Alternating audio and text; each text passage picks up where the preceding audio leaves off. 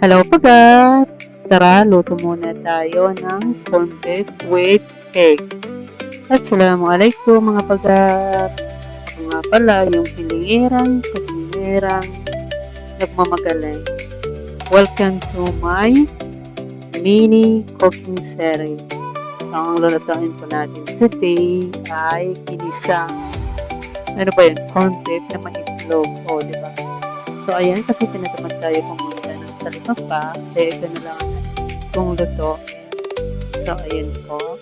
Dahil isa lang, kasi dalawa lang kami, isa lang ang luluto. So, ayan, igisa natin ang ating mga lamas. Sunod natin yung kamatis. Lagyan natin ng asin, konti lang. Isunod naman natin ang ating corned beef. Imikas-mikas na natin yan hanggang sa maluto yung beef tikman natin. So, ilagay natin ang ating itlog. Ayan, imikos-mikos na natin yan. Madali lang luto. Ayan, lagyan natin na ng ayan, tapos na, ayan. Okay na to.